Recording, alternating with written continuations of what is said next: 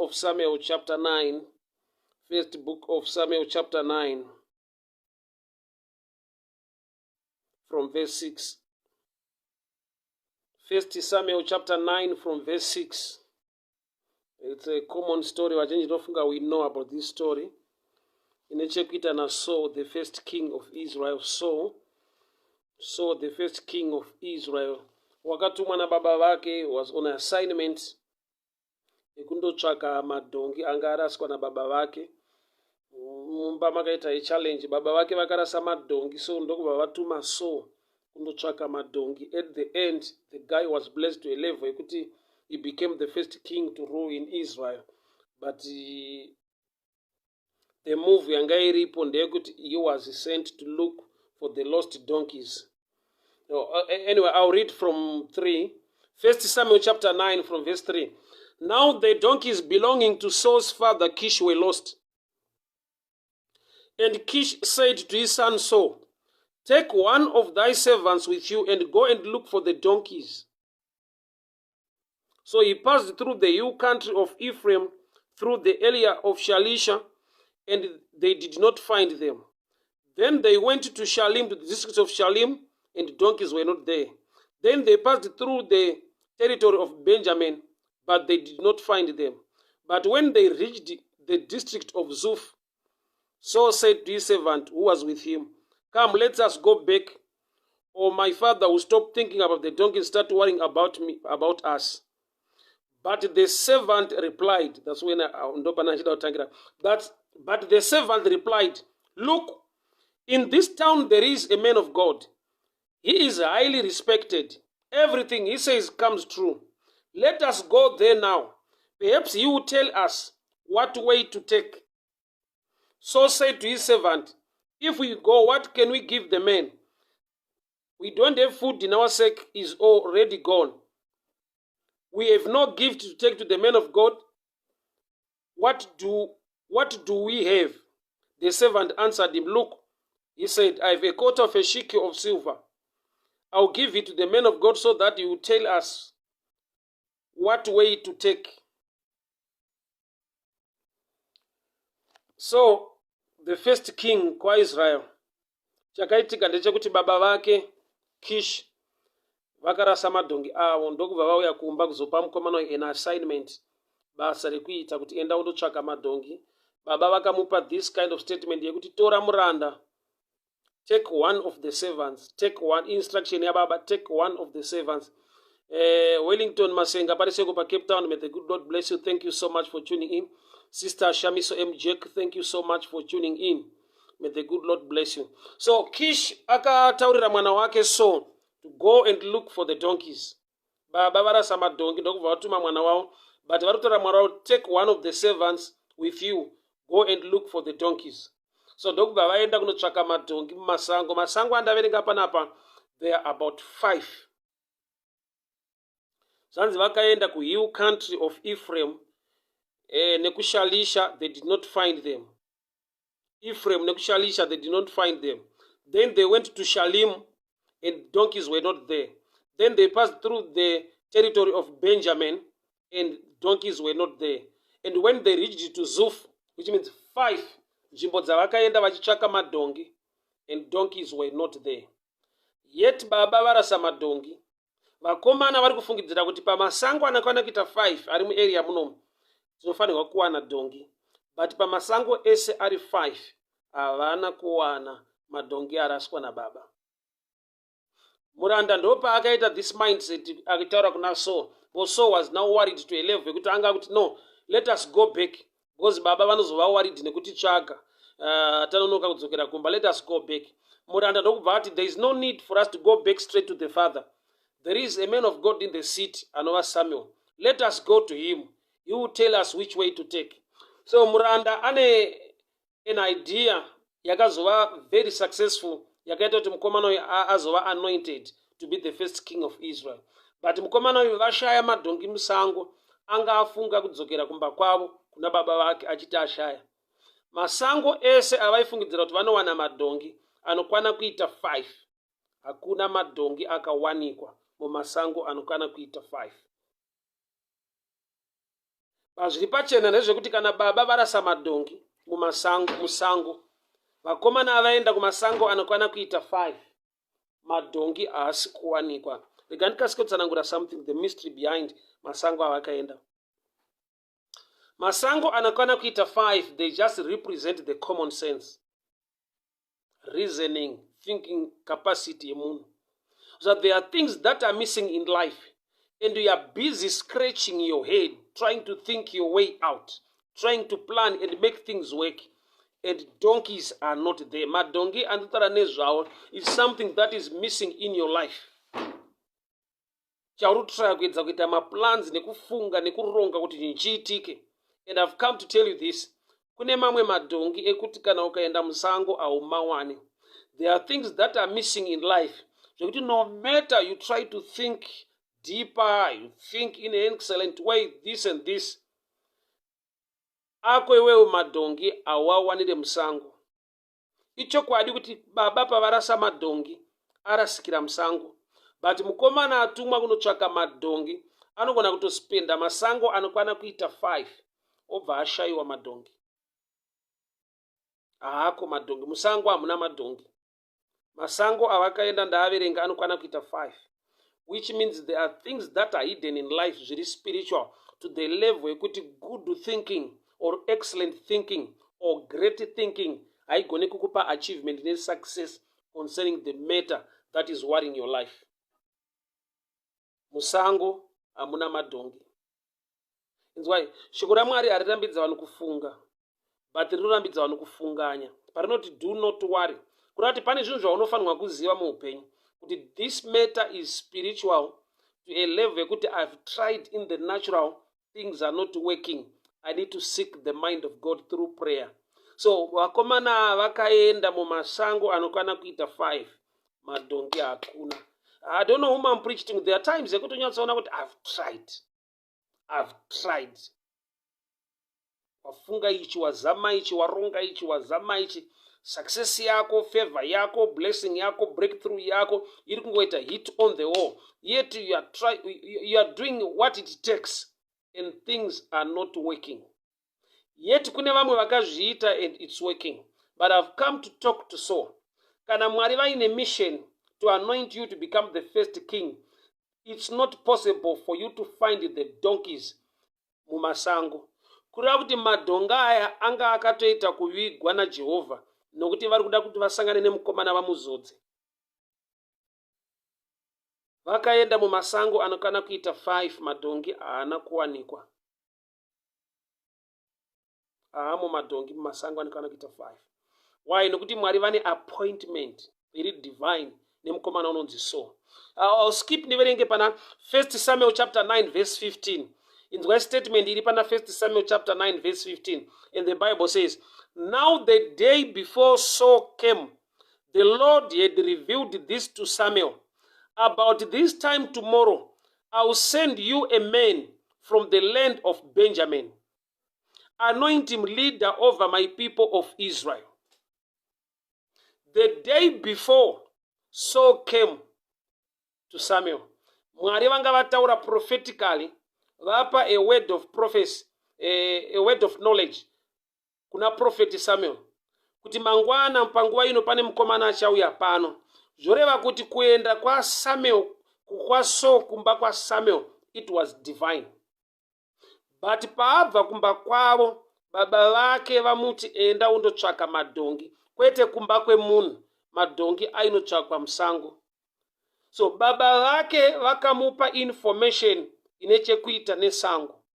Yeti baba vekudenga vanova Jehovha vapa Samuel information inechekuita nekuti mukomana achauya pano pamba. So he was supposed kuti aende kumba kwa Samuel, but baba vake nokuti he was not a prophet, baba vake Kish vakamuendesa musango kundotsvaka madhongi. Rekani mbotaura chimwe chinhu chakavanzika panapa. Vhangeri remumba mavo rakaparidzwa nababa vake nderekuti mwanangu enda unotsvaka madhongi. Vhangeri rakaparidzirwa Samuel as the prophet of God nderekuti Saul is coming tomorrow, anoint him as king. So kuri kudiwa Saul kumba kwa Samuel, but chiri kudiwa kumba kwana Saul ndechekuti aende kundotsvaka madhongi, kwete kuti aende kumba kwa Samuel. So pane information pano iri divine, iri spiritual, iri missing mumba mana Saul. Baba vake havana kunge vapika zvinhu spiritually kuti God is about to anoint this boy, but baba vakangoti enda undotsvaka madhongi. Mwari ndokubva vaendawo kuna Samuel vakati there is a guy who is coming kumba kunoko. Zvoreva kuti hazvaita kuti Saul awane madhongi.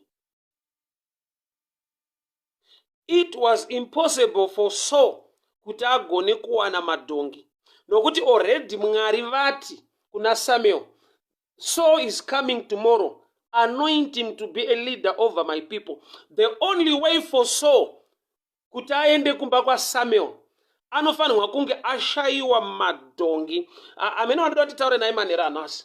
There are things that are missing in your life. Une zvauri kuda nezvaunoshuvira kuti zviitike, and hazvisi kuitika. Kwete nekuti God is fighting you, but God wants to align you to a better thing. Kutsvaka madhongi, it's not a real thing chawakasikirwa nekudandirwa panyika. Why? Nokuti uyu mukomana uyu ari kutsvaka madhongi, denga riri kumutsvaga kuti agare pamadzimambo panguva vaigara pamusoro pemadhongi. Zvoreva kuti mukomana ari kutsvaka chinhu chaanofanirwa kutsvakirwa, nokuti kana uri mambo hautsvake madhongi. Vanhu vanounza dhongi kuna mambo kuti atasve. Jesu samambo akati pana Mark 11, endai munotora dhongi kumusha uri pamberi muuye naro. Vanhu vakauya nedhongi, Jesu akagara padhongi. Mambo havatsvake dhongi. So pano a king to be, munhu ane potential to become a king, ari muplani yaMwari to be a king, ari mumission iri actually the opposite yezvoda kuitwa naMwari muupenyu hwake. Saka chinoitika kuti upenyu hwake huendeke asvike pakuzodzwa, anofanirwa kushaya madhongi. 5 masango avakafamba, madhongi hakuna. Nokuti mukomana uyu akawana madhongi akadzokera kumba kwavo, he has missed choda kuitwa naMwari muupenyu hwake. Yeti kushayikwa kwemadhongi kunoita kuti ave worried, kunoita kuti anetseke kuti upfumi hwababa wangu hwarasika, madhongi tamashaya.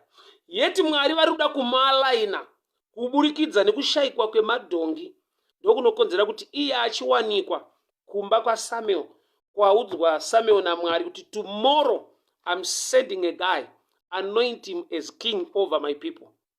So kumba kwa Samuel kwasvika shoko, anointing yatoiswa mugona ng'ombe to anoint a king to Israel.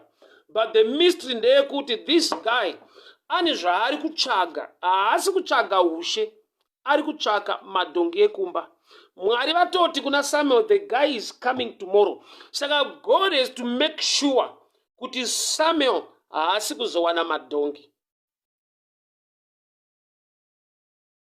Uzapa pane pamwe pekuti when some things are missing in your life, you always think of the devil. The devil is fighting me. Inda zvinhu zvashaika. The devil is fighting me. Inda zvinhu I've tried with all reasoning and good thinking, but things are not working out. Masango anokwana kuita 5. Ndofunga vakomana vanga vaneta. Haana kuwana madhongi. Why? Nokuti Mwari vane zvavataura kuti tomorrow I'll send a guy, anoint him as king over my people. Saka mukomana akawana madhongi, abuda mualignment yeushe hweupenyu hwake. Saka chinofanirwa kuitika ndechekuti ivo Mwari pachavo vanofanira kuita make sure kuti mukomana uyu haawane madhongi. Why? Nokuti akawana madhongi anoshayiwa a reason to visit the prophet. So sometimes the challenge you are facing is the reason yakreatwa kuti ikualign where you are supposed to go. Kwauri supposed kuenda kuri greater than pauri. Saka pane zvinoitika pauri kuti zvikupushe, iwe a push factor kuti uende pa a new level. Mwari vataura na Samuel kudhara. I don't know whom I'm preaching to. Already Mwari pane kwavakatotaura zita rako. Mwari pane blessing neushe hwawakarongedza concerning your life. and you are somewhere looking for the donkeys, and chiri kukunetsa ndechekuti madhongi hausi kuawana, and mukuashaya kwako you are trying to make things work to a level yekuti une masacrifice, une zvawakuita kuti handibve musango muno tiri ndawana madhongi. But vakomana pavakashaya madhongi, so mind yake akati let us go back to the father. And the servant said, ipapa ndo pane nyaya. Muranda ndokubva ataura achiti, hazviiti kuti tingonanga kumba nokuti ashayiwa madhongi. There is a man of God in the city. Zvoreva kuti ane vhangeri now rinokonekta Saul muushe hwake is a servant. Muranda kana muri kumba haana voice nokuti muranda pamba penyu. Muranda uyu kana muri kumba anopiwa ma-instructions nababa. Saka muranda akukwanisa kuva nevoice nokuti vanhu havasisiri pamba vari musango. Zvoreva kuti muranda ane a spiritual connection with the mind of God concerning kuenda kwa Saul kumba kwa Samuel. But hazviite kuti azvitaure vachiri kumba. Kumba baba ndivo vanotaura. So muranda apiwa a platform now to speak. Though party there is a man of God in the city. Let us go there. Kune munhu waMwari ari muguta, handei ikoko. Izvi zvakataurwa nemuranda waari kufamba naye. Hear me very well, people. Unoziva here kuti kana uri mwana wepamba,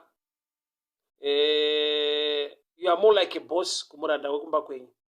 But Saul was humble enough kuti atore a second instruction from a servant. First instruction, baba vatendai munotsvaka madhongi. Vashayiwa madhongi. Guess who is speaking to Saul? A servant. Muranda ndokubva amuti, there is a man of God in the city. Let us go there. So ndokubva ateerera muranda. So ari kuteerera muranda wekumba kwavo. Direction yeupenyu hwake ndokubva yachinja. There are times yekuti Mwari can use people without titles to speak a word that not connect to greater blessing. But because they don't carry titles, sometimes we are the ones speaking to them. Yet they are connected by God into our lives. Kuti tivape an opportunity yekuti vakataura, we can go to the right place. I always tell people this. Mwari vanotaura nenzira dzakawanda dzakasiyana siyana. He can speak through a pastor. He can also speak through anyone. Regardless of title, God can speak through the mouth of anyone. For example, Book of Judges chapter 7.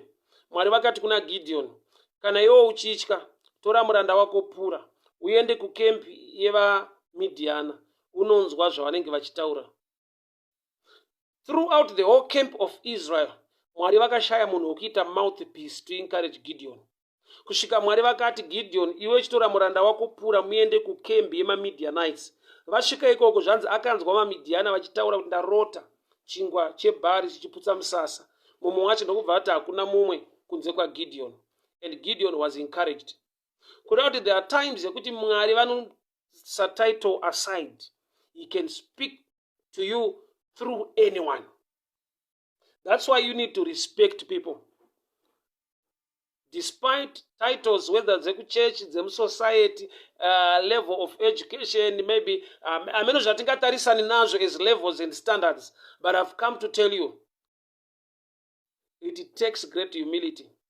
Kuti direction ya Saul, yekuenda kumba ichinjwe vaende kumba kwa Samuel, andozonzwa kuita mambo. Baba vake vakamupa vhangeri rekundotsvaka madhongi musango, ndokubva amashayiwa. But I want to show you something concerning his father. His father, ndo vakamuti, take a servant, tora muranda, muende. Zvorati baba ndo vakamupa munhu ari kushandiswa naMwari kutaura mulife make. Baba vamuti tora muranda, muende kundotsvaka madhongi. That's why I respect other men of God when they can invite other men of God to stand on their pulpits and minister to church. Because Baba is more like the father of the church, muchechu. Ndo vati, this time imbonzwa famba neuyu kuitira kuti ataure zvinhu zviri muupenyu hwako, direction yeupenyu hwako ivandudzike. Baba vako vane vhangeri rekuenda musango, but muranda wepamba penyu ane vhangeri rekuendesa kwaSamuel kunozodzwa. So it takes understanding yafather kuti vakuti tora muranda muende. Why? Nokuti ukaenda wega unongodzoka kumba. So munhu ane spirit yekupa a welcome to others in the things of the spirit, munhu mature, anogona kuziva kuti ndingangodaro ndine vhangeri rinoendesa vanhu musango, but ngandipowo vanhu futi this kind of understanding yekuti inini kana ndakupai vhangeri rekuenda musango, ndichakupai futi munhu wamunoenda naye musango achakupai vhangeri rekuconnectai kudestiny yenyu. Rega ndisiye aside, but I'm trying to say it's good to welcome others. Whether kuchurch kwenyu, to invite people, haasi masystems emachurch, zvitori spiritual. Why? Because there are times yekuti you are the father of the house, yet vhangeri rako ndere kuendesa vanhu kusango. But kana uri munhu anogona kushandika naye, wati chitora muranda uende, kurati baba ndo vakamuitira a choice kuti tora muranda muende, kurati vakamupa somebody anonotaura mulife yake. Why? Nokuti vashayiwa madhongi, muranda ndiye akazoti there is a man of God in the city, let us go there.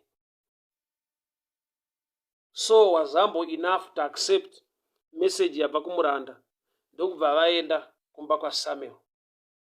Already Mwari vanga vataura naSamuel kuti now the day before Saul came to the Lord, now the day before Saul came, the Lord had revealed this to Samuel.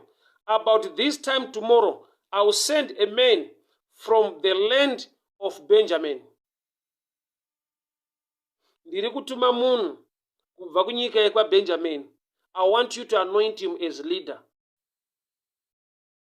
So program yese yekushayikwa kwemadhongi, it's a divine thing connecting Saul ku leadership. Hazviite kuti awane madhongi aya nokuti akanga awana haana a reason yekuendera kumba kwaSamuel. Nokuti kumba kwaSamuel havana kuenda for the anointing, vakaenda for prophecy. Vakaenda kuti vanoudzwa pamusoro pemadhongi, vachisika prophecy kuti madhongi ari kupi. Havana kuenda kuti Saul ari kunozodzwa, vakaenda kundotsvaka ku information yemadhongi. Ndobva vasvika kwane information iri better than yemadhongi yavafambira. Let me help you this way. That there are times yekuti people, we accuse vanhu kuti why are the people vazara kumachurch because they are seeking prophecy. Ava vakaenda vachinotsvaka prophecy concerning madhongi, yet ndokubva vaudzwa pamusoro pemadhongi avo uye umambo. Zvira chinhu chakakonekta Saul naSamuel inhau yemadhongi kwete yeumambo. Umambo was a secret iri pakati paSamuel naMwari amuti anoint this man to become a leader. But chapa kuti Saul auye kumba kwaSamuel inhau yekuti pane madhongi ari kushayika. Ende zviri pachena kuti madhongi iwayo haawanikwe nokuti akangowanikwa plani yaMwari naSamuel haigone kuitika ende Saul haagone kuzodzwa. So there are some challenges and some problems are so divine to a level yekuti you must not get worried. Why? When you know the mind of God, uchatoona kuti madhonga ari kushayika nokuti iwewe Mwari vane zvikuru zvavari kuda kuita muupenyu hwako. Saka unogona kuconnectwa neproblem uchienda mublessing. Bible wrote all things work out together for good to those who love the Lord. Pastor Tondrei Masiwa, how are you doing? May the good Lord bless you. So there are times yekuti I respect so at this level. Yekuti baba wake vakarasa madhongi, iye akapiwa assignment yekunotsvaga, and he never complained. Kuti how come muruda kutuma inini kunotsvaga madhongi, ipo pamba pedu pane varanda. So there are times yekuti God is about to do something muupenyu hwako, but zvinoita sekunge uri kupiwa burden iri unnecessary. Why? Because variko vanofanira kunge vachiita izvozvo. There was a reason enough yekuti Saul atiko nai baba munoda kuti ndinotsvaga madhongi sei, ipo pamba pane varanda. basa revaranda nderekushanda panopamba. Kana madhongi ashaika, varanda ngavaende kunotsvaka madhongi. But Mwari vati kuna Samuel, I'll send a man from the land of Benjamin. Zvoreva kuti Mwari vane plan naSaul. Saka baba vake vamusarudza kutotsvaka madhongi. Uri kuona kuti haana kutanga asarudzirwa ushe, akasarudzirwa kuita basa rinomuconnecta neushe. So inside the assignment there was the appointment. Problem yedu sometimes in our time ndeyekuti tinopiwa a burden, a task to handle in the kingdom, and we only see that task and that burden, and we miss a mystery yezvinoda kuitwa naMwari inside that task. Nokuti ukasabva pamba kundotsvaka madhongi, une reason iri genuine yekuti hazvito titsvage madhongi isu tiri vemba yakanaka ine varanda. Baba varanda ndiro basa ravo, ngavaende kumadhongi. But mukomana uyu akabvuma kundotsvaka madhongi ipo pamba pavo pane varanda. I want you to hear this statement paitorwa nababa wake. Baba vake vati, 1 Samuel chapter 9 verse 3. Now the donkeys belonging to Kish, Saul's father, were lost. And Kish said to his son Saul, take one of the servants, which means pamba pao paiva nema servants, not servant, servants. Paiva nevaranda vakawanda. Instead yekuti baba vaverenge 1, 2, 3, 4 servants, endai munotsvaka madhongi, baba vakasarudza mwana wavo nemuranda. Take one of the servants. Kureva kuti pamba apa pane varanda vakawanda. But nekuda kwekuti Saul is about to be anointed, baba vanoignore varanda, vonongedzera mwana. Iwe Saul tora one of the servants, which means there were many servants. I don't know whom I'm preaching to, but unoziva kuti there is something chiri hidden pa assignment yawakapiwa. But yet you are busy complaining, you are failing to understand kuti pane shamwari chiripo here papa. Why? Because kana baba varasa madhongi, sometimes you can speak negative against your father kuti mudhara uyu haana kurongeka, aurasa madhongi ake oda kuti nini skwere ndichitsvaka. So there are times yekuti unenge uri kuita the dirty work, ndiwo unotsvagiswa zvakaraswa nevamwe. Baba vazvirasira madhongi avo, iwewe mwana ndiwo wakunzenda unotsvaka, yeti pamba penyu pane varanda. Baba vaifanira kuti varanda 4 or 5 endai kunotsvaka madhongi, but baba vakasarudza mwana wemumba kuti aite basa rinoitwa nemuranda. Why? Nokuti Saul ada kuitwa mambo. Opposite iripo ndeyekuti ushe neuranda is actually the opposite. So ari kuita basa remuranda, nokuti kana baba vati take one of the servants, which means you are going to save, uri kunoita basa rinoitwa nemuranda. Yeti paari kupinda maassignment inenge uranda yevaranda yemaservants, is also on the way to the throne to be anointed. So the blessing of the mystery of his blessing was hidden in the assignment as a servant.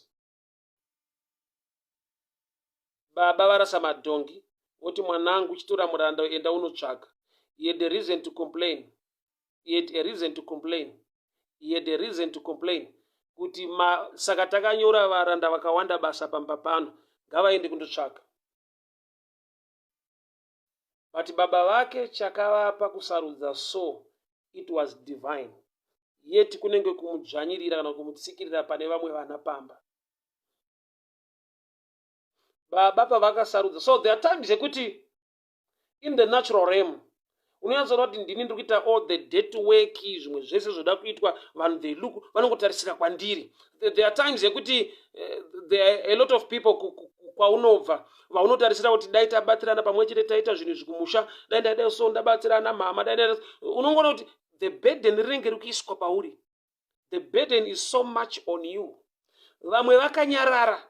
Also, there are times yekuti mu family yekuti you expect maybe your brother or your sister will do something for the mom kana kuti kuna mudhara, and they are not doing anything. Iwewe beds. So there are times yekuti unyoza not, but this is too much. mufamily takawanda, but how come vamangu they are quiet pamaissues ekumba? People they look, vanongoramba vakatarisa kwandiri. There is a mystery behind that. Pane a greater blessing iri about to hit you, but iruya yakapfeka a jacket of saving, a jacket yakanzi a servant. Yet ukaopen that jacket yakanzi servant, there is a kingly anointing about to hit you. Saka madhongi akatanga kutsvagwa, madhongi haangawanikwi. Masango anokwana kuita 5, hakuna madhongi. Kusvika muranda akazopa a message vari musango kuti there is a man in the city, let us go to him. Kune munhu waMwari muguta, handei kwari tinobvunza kuti tofamba sei. Vakashifta kubva pakutsvaka dhongi, vakati taakundotsvaka munhu.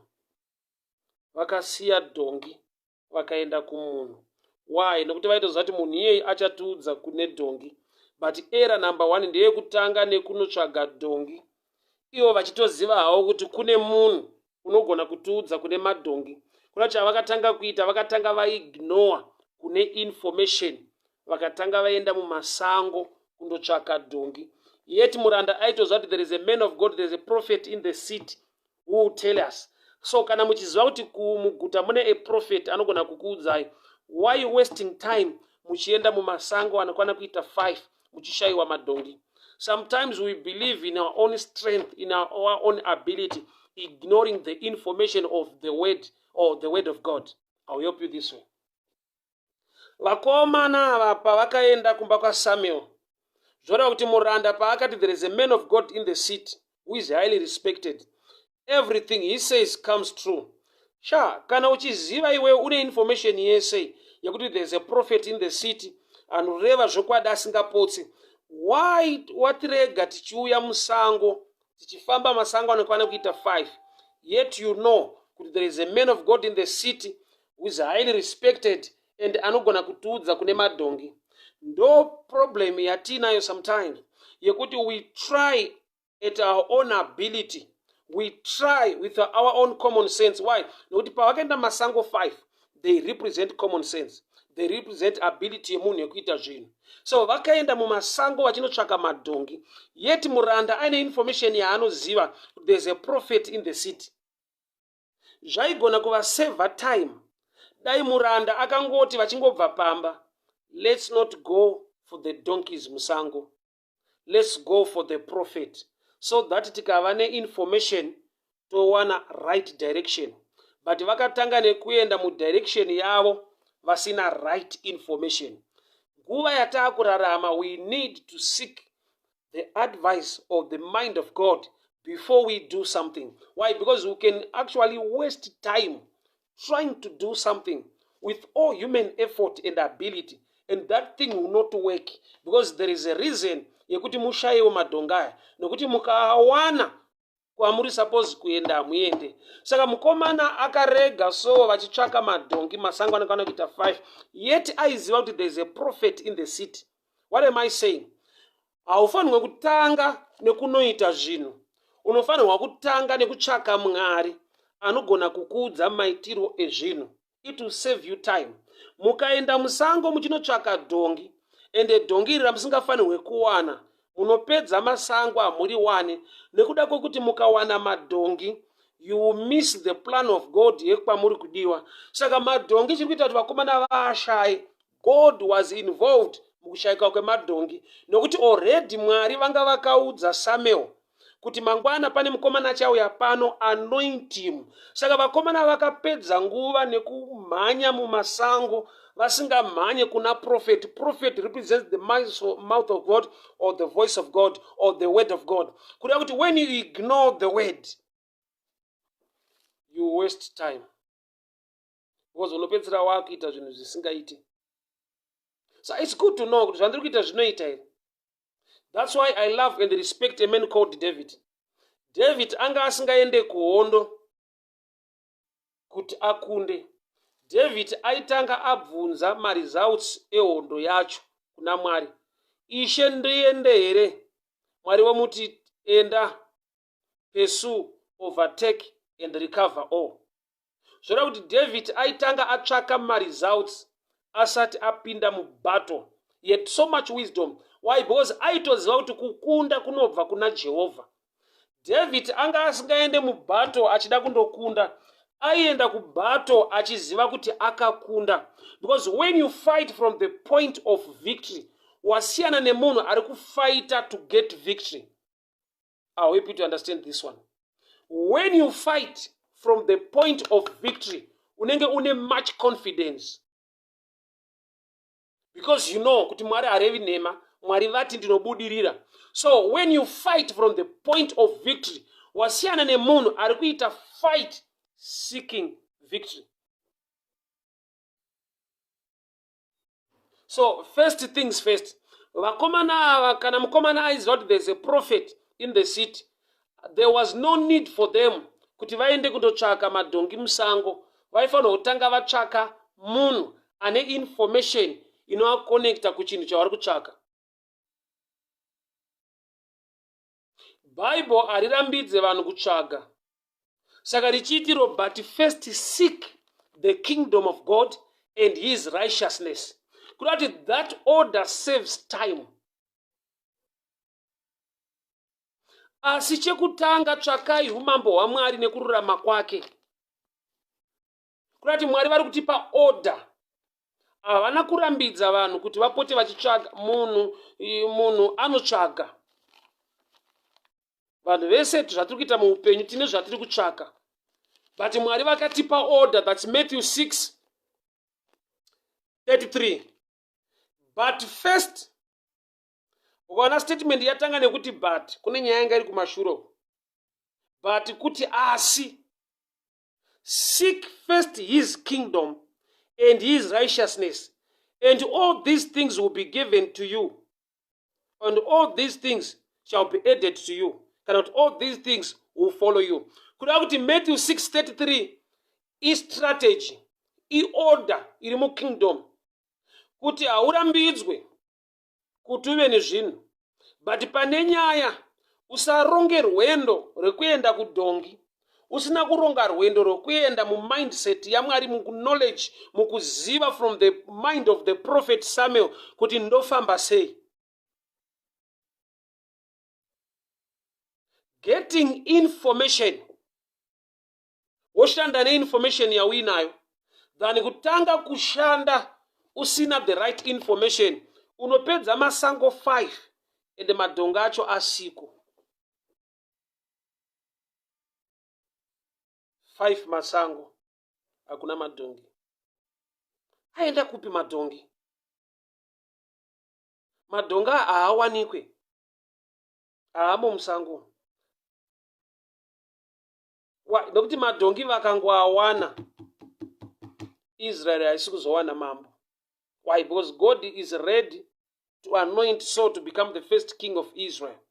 Saka Mwari vakatotaura naSamuel kudhara kuti tomorrow I'll send a man, anoint him. So Mwari vatopedza, Mwari pavati tomorrow I'll send a man, anoint him king over my people. Ndo vakaenda musango, vakasvika kune madhongi vakaabvisa musango. Uza hakuna chinorwadza chiti uri kutsvaga zvinhu zvausingafanirwi kuwana. And anoita kuti usazviwane ndi Mwari ane a greater blessing than dhongi rauri kutsvaga. So nyaya yekurasika kwemadhongi is starting point yekuti mukomana agone kubva pamba aende somewhere. Kushayikwa kwemadhongi is starting point, ndo zvinongoita kuti agone kubva pamba. Hazvaita kuti aronge rwendo rwokuti ndaakuenda kuna anoitwa ndive mambo. Pfungwa yeumambo mari yanga isimo. So wakabva pamba achindotsvaka madhongi ndokubva amashaya. Ndokubva vati let us go, there is a man in the city. Oh, munotoziva kuti mune munhu waMwari anoziva kuti mukaenda kwaari munogona kuudzwa kune madhongi. So why wasting time muchienda mumasango imi muchiziva kuti in the city there is an oracle of God? Kuda kuti when you know kuti shoko raMwari is light to your path, there is no need to take a walk without getting the light. Why? Because kufamba murima kuri dangerous. The word of God is light. David unoti, thy word is a lamp unto my feet. Which means usati waita set your foot, get the light first. Why? Nokuti too much speed murima unogona kumanyira mugomba. Too much speed murima unogona kunobondera. So you need the word of God that is light. So vakomana vakandotsvaka musango madhongi, yeti vachitoziva kuti muguta mune munhu waMwari, a prophet with honor, wekuti akataura tinowana zvinhu zvatiri kutsvaga. But vakaignora kutanga vaenda kwaSamuel. Kuna kuti order yavakashandisa yakavastraina ikavastressa. Why? Because they knew the truth. There is a man of God in the city. But vakatanga vamboenda mumasango. Ende madhongi haana kuwanikwa nechikonzero chekuti anga asingafanirwe kuwanikwa. Akawanikwa madhongi, vakomana vanodzokera kumba. Mwari vada kuti mukomana uyu azodzwe. Saka ivo Mwari pachavo ndo vanotokonzera kuti madhongi aya ashayikwe. Saka madhongi akashayikwa. Sometimes it's not the devil fighting you, but you are failing to understand what God is about to do in your life. Samwari vanoita sekunge ndo vatoo enemy yako.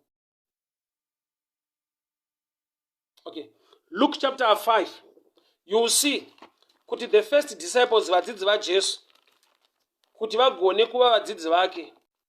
Luke chapter 5. Incident iripo pana Luke chapter 5. Jesu akati auya akasvika ana Peter vachiwa chamambure, nokuti vanga vasina kubata hove the whole night. Zvoreva kuti kusabata kwavo hove ndo kwakazoita kuti vabatike. Why? Nokuti vakasvikirwa vachitowa chamambure, washing their nets, because vanga vasina kubata anything. So kusabata kwakaita kuti vabatike. Zvoreva kuti the previous night pavasina kubata, already Jesu anga aine mind concerning those guys. That's why akatopeya a visit achiuya ikoko. So the previous night pese pavaedza kubata hazviite kuti vabate, nokuti vari kufanirwa kubatwa ivo to become fishers of men. Vaitoedza kuraura kuti vabate hove, yeti Jesu ane plani yekuvabata. Saka hove dzakaita musikanzwa hadzina kubatika, nokuti vakomana vanofanirwa kubatwa vasati vaenda, nokuti vakangobata vanosvikirwa vaenda kunodzitengesa. Saka kusabata kunoita kuti vabatikewo panzvimbo. So akaenda nemuranda kunotsvaga madhongi, ndokubva vamashaya. Why? Nokuti Mwari vanga vaisa chiprofita kudhara kuna Samuel kuti I will send a guy tomorrow, anoint him king over my people. So the best way to handle things in life is to seek the word of God before you do anything else. Why? Because unozoinvesta mari yako muarea isina madhongi ako. Unoinvesta resources ako muarea isina madhongi ako. By saying madhongi, I'm talking about maybe profit or success. Unoinvesta much muarea isina dhongi rako. Out of good thinking nekurongeka nekudii, because masango anokwana kuita 5, they represent common sense. Zvoreva kuti munhu akaoperata common sense but iri area isiri yake, good thinking, excellent thinking haigoni kumuwanisa chiri missing. Dhongi iroro rine chekuita nekingdom neumambo hwaMwari uda kuiswa pamusoro pelife yako. Saka hazviite kuti uwane dhongi iroro. There are things zvekuti kana ukatoita, even with people trying to help you, it will not come out. Why? Because you are missing the direction to take. Waenda hako kusango, but iwe hausi type iri kudiwa kusango. Uri kudiwa kumba kwa Samuel, but waenda musango musina dhongi rako. I don't know whom I'm talking to. Sabbat akambonditi kwandiri, ndanzwa kuti ka project aka kane mari, saka ndoda kutomboinvesta ndimboitawo makari. It's true. Zvinomotivata. Ukanzwa vanhu vachiti zvine mari. But iwo kana wakuzviita now, it's a different thing. Business rinounza mari zvichienderana nemunhu apinda mariri. I always tell people this. Tine vanhu vanoita zvinhu zvakafanana but vanowana results akasiyana. Why? Because somebody ari kuzviita mu right area of his calling, mu right area ine blessing yake. Ndanzwa kuti zvekuhodha magumbeze zvine mari muchando muno murega ndinoahodha hangu. Product kana richitengwa haritengwe iro bedzi, rine chekuita neari kuritengesa kuti ritengwe. I'm sure ukauya kustrategy dziriko kana kumarketing, company inobuilda a name to a level yekuti people will buy their nachidhura because they've created a good name. Chinonzi brand. Brand iname. Brand iname riripo pa business. Saka uchiona kuti munhu anogona kusvika kunotenga t-shirt yakangonzi Gucci $20. Iplain t-shirt yanyorwa kunzi Gucci yakuita 20. Iyo iri plain ichita 10. Mazwi iwayo ekuti Gucci ra brand raane trust mu society muvanhu zvekuti people will come for that brand. So when you try to do things in life, make sure chakabranda iwewe chinoaffecta zvinoitwa newe. Brand kutaura kwechirungu. But spiritually kune brand riri spiritual. Zvekuti if that area is your line of business, which means you are already branded by grace to excel in that field.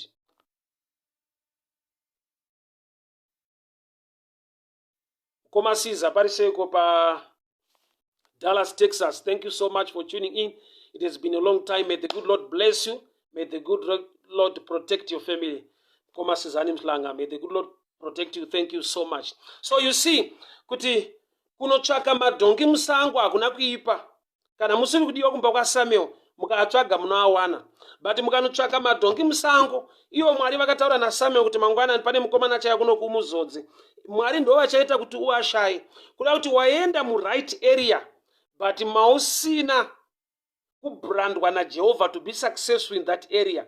In that area madhongi uchamashaya kusvika wauya kwa Samuel. Madhongi unoawanira kwa Samuel kuna prophet, hauawanire musango. So you see in life, vanhu vanogona kuita zvinhu zvakafanana in terms of business, but havana success yakafanana vachitengesa maproducts akafa. I've seen people vanotengesa zvinodhura zvichitengwa, mumwe munhu achiedza kutochipisa zvichinonoka kufamba. Why? The person ari pabusiness is a brand to his own product.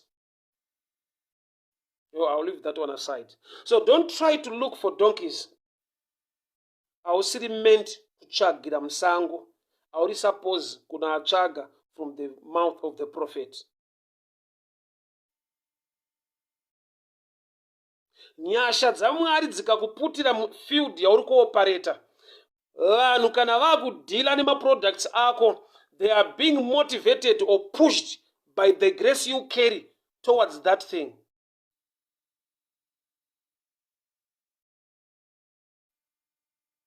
I always refer, ndichitaura nevanhu mostly patoparidza kustreet, kuti kune mastatements ekuti mumwe munhu akataura, they are so touching, anomotivata vanhu kusimudzira vanhu nekudii. Somebody akazvitaura vanhu hazvimuvhe vanhu. Why? Because kana usiri in that field, in that area, usina that calling or the anointing to operate in that field,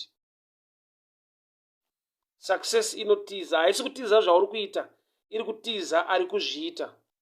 So Saul was not meant to find donkeys in the jungle. Anga asina kudaidzirwa kuwana madhongi musango. Why? Nokuti Mwari vanga vataura shoko rinoita kuti ashaye madhongi. Vanga vati kudii? 1 Samuel chapter 9 verse 15. Mwari vati kuna Samuel, I will send a man tomorrow, anoint him as king over my people. Kureva kuti Mwari havanyepe, havarevi nhema, and the prophet anotoziva kuti mangwana pamba pano pari kuuya munhu. Saka the push factor inoita kuti vakomana vaende kumba kwa Samuel vanofanira kunge vashaya madhongi. Saka Mwari vanga vakatoprograma kuti mukomana uyu kana vakafamba sei, umu musango hamuna dhongi rake dhongi ndokunge aenda kuna prophet Samuel, ava mambo, vanhu vachamunzira dhongi rekugara pariri. aitsvaka madhongi ekumba kwavo. Yet iye is a king ari supposed kugara padhongi achirula the whole entire Israel. So wakaenda mu wrong place. Why? Nokuti ndo zviri common kuti kana madhongi ashayikwa unongoendawo musango kundomatsvaga. Chisiri common kuenda mutown kunobvunza a prophet. Imagine baba vamuti enda unotsvaga madhongi, but muranda amuti let us go to the man of God who is in the city. And that message yakamuconnecta muushe hwake, message yakaparidzwa mulife make nemuranda. When it comes to the things of God, put titles aside. Sometimes you miss the real message inokuconnecta ku breakthrough yako. Why? Because kana muranda ati let's go to Samuel, iwo baba vakuti endei munotsvaga madhongi musango. When you compare the two, you are supposed to listen only to your father. Baba vekumba vati endai munotsvaga madhongi musango. Kana mashayiwa kungodzokera kumba, muri kushanda neinformation yababa. But tiri kuona so une chimwe chinhu chatinogona kudzidza kuti nyangwe baba vake vataura kuti endai munotsvaga madhongi, there is a point in life yaanongova humble enough to listen to the mind of the servant. Muranda wokumba kwavo ndiye akamuti hande kumba kwaSamuel. Mwari vataurira Samuel kuti I'll send a man tomorrow. Chapa mukomana kuenda kumba kwaSamuel is by listening to the mind of the servant. There are people in life wekuti pastor wangu ndiye munhu waMwari ndiye anotaura muupenyu hwangu. Rekumba rinogona kukusvedza musango musina chinhu chako, but rinotaurwa musango macho rokuconnecta kune ushe hwako. Vhangeri rekumba kwavo rakamuendesa kundotsvaga madhongi. Vhangeri rakaparidzwa ashaya dhongi rakamuconnecta muushe une chekuita neupenyu hwake. Area yauri kutsvaga zvinhu ndo area yako here? Kana kuti area yauri kutsvaga zvinhu handiyo area yauri suppose kunge uri? These guys dai vakangoti vachibuda pamba votanga vananga kuna Samuel the prophet, but vakatrusta ability yavo yekutsvaga. Also there are times yekuti you are a hustler on your own. You believe in your strategies, in your plans, you can hustle things out. But there are things zvinokurambira no matter how intelligent and connected you are. Why? Because you are in an area yekuti naMwari wacho is the one anokonzera kuti dhongi rusare wane, because he wants to elevate and change your life for the better. So madhonga hakuna, haawanikwi. Vangobva kumba vakananga kunotsvaga madhongi, because ndo zvataurwa kumba kwavo kuti ndai munotsvaga madhongi. But thank God nekuda kwehumility iri muna Saul, nyangwe rekumba ramutuma kunotsvaga madhongi musango, pane vhangeri remusango ramuendesa kwaari kutsvagwa. Rekumba the shadow picture kuti rekuchechi kwako pane kwarinogona kukusvitsa, but rakusvitsa ikoko, just be humble enough, even an open mind concerning to the things of the kingdom. God can use a man without a title to speak a word into your life for you to be anointed as a king. Baba vaSaul havana kumuti endai munozodzwa munoita mambo muri kutsvagwa. He was not aware of the plan of God. Munhu akava nemessage yakamuconnecta tuna Samuel is a servant. God can speak even through the mouth of those without titles to align you to a greater blessing. We are a generation yekuti titles, they matter much. Munhu akataura chinhu, we just look at him kuti title yake ndiani anopinda kupaka, we look pa history yake. I've come to tell you these people, some servants are anointed to connect you to a greater blessing. They can speak a word riri mumind yaMwari kuti uri kudiwa kumba kwaSamuel hande kwaSamuel. Yeti kumba kwawabva baba vataura vhangeri rekumadhongi, but muranda ataura vhangeri rekumba kwaSamuel kuna anointing. Akuconnected to the anointing to lead is a servant. Even an open mind when you are dealing with the things of the kingdom of God. Because rekumba rinogona kukuswedza musango musina dhongi rako. But remusango rinogona kukuendesa kuna Samuel anokuzodza. And riri connected nemind yaMwari. Mwari vati kuna Samuel, tomorrow I will send a man, anoint him as leader over my people. Thank God for Saul. Baba pavamutitora muranda munotsvaka. Take one of the servants. Nakuti pano tine varanda vakawanda, that's their duty, let them go. Because there are times yekuti uri kuita sekunge uri kuita the dirty work, but I've come to tell you something. You are chosen of the Lord. Hausi kubatirirwa, hausi kutsikirirwa, hausi kudzvanyirirwa. There is a blessing concerning your life, but the starting point ndeyekuti unopiwa an assignment inokuita sekuti uwe more like a servant. Imagine mamwe maservants asara kumba, baba vako vakuti take one of the servants. Kuda kuti iwe uri mwana wepamba, uri supposed to relax varanda vachiita basa. But baba vaita sekunge vakusarudza kuti vakudzvanyirire. Yeti vakusarudza nokuti Mwari akusarudza. But the way Mwari akusarudza nayo ndeyekuti unopiwa an assignment iri connected to the servants. So madhonga akashayikwa. Kwete nekuti havagone kutsvaga. Aiwa nokuti vari kutsvagwa. Kwete nekuti havana kupedza masango ese, vakapedza SR5. Hakuna madhongi. Svika muranda ati there is a man of God in the city. Kune muranda waMwari muguta handei ikoko. Mwari vanga vakatoudza Samuel kuti mangwana mukomana ari kuuya. Saka chinokonzera kuti mukomana aende ngarishayike dhongi. Also there are times yekuti pane ka problem so ka challenge kana kuconnecta kune zvimwe zvinhu zvaunonyatsoona kuti akomana kaMwari wakaronga zvimwe zvinhu panapa. Why? Because ka problem ikakaka kakakuconnecta to someone, kakakuconnecta to certain things. Zvekuti unyatsoona kuti dai pasina problem iyi, dai ndairamba ndakavharirwa. Inzwa, dai baba vasina kurasa madhongi, imagine pamba hapabviki. So zviringotangira pakuti baba vako vanenge vari kutoita mistake yekurasa madhongi. Gamba baba vako vari kuunza a platform, a starting point yekuti ugone kusuduruka pamba. Wasuduruka pamba, unozodzwa woita mambo. Haisi yese problem yakauya to fight your life. Just imagine mukomana unonzi Joseph. Starting point yake, imagine ane a dream to rule, ane a dream yeushe.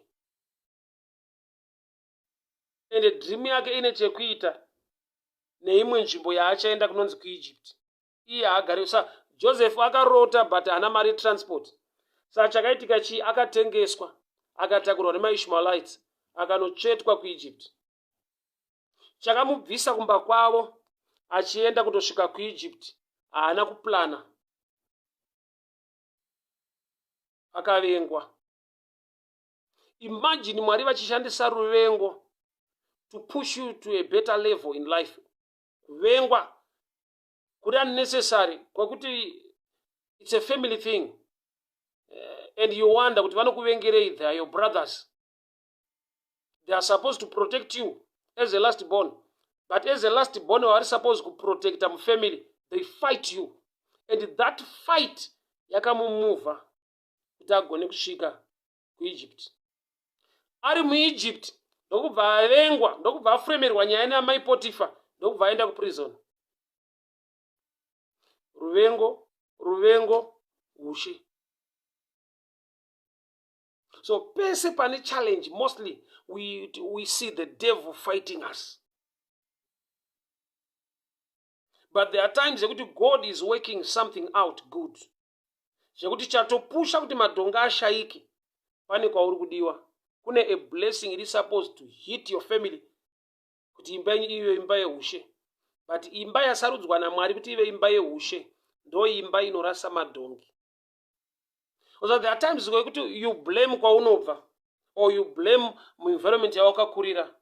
Yet in that environment nekwaunobva ikoko, there is a divine thing chausingagone kuwana kana wasuduruka muenvironment iyoyo.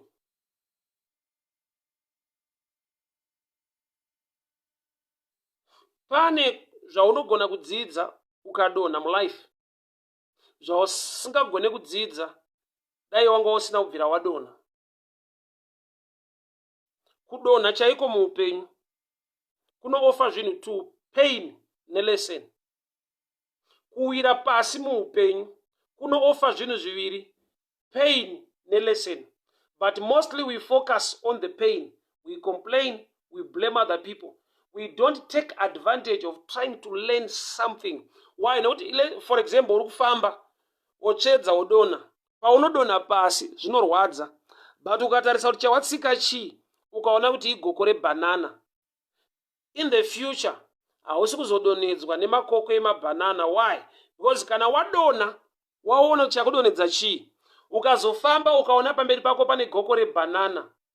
Pawakadonha ndo paakukonzera kuti uchiregera kudonha izvezvi. So pese pane kuwira pasi pane zvinhu zviviri, pane pain nelesson. And that lesson inowanikwa wadonha, haugone kuidzidza usina kubvira wadonha.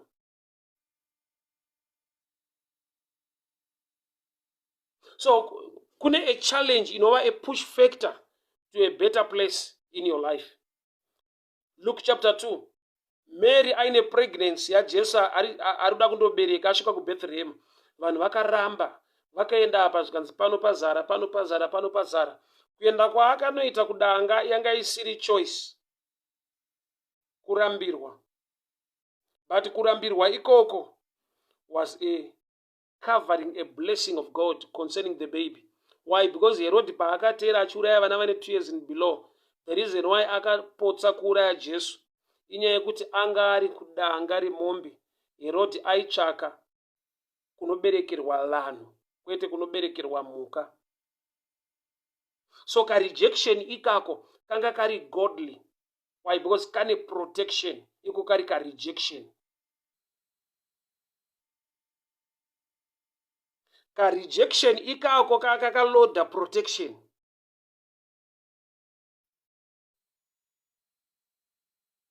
So most of the times don't quickly complain. Area dzatogara idza nzvimbo yandakakurira, family yedu yacho vanondiregerera vanozodii. God is so faithful. Plani yaMwari haichinjwe nekuda kwekuti pane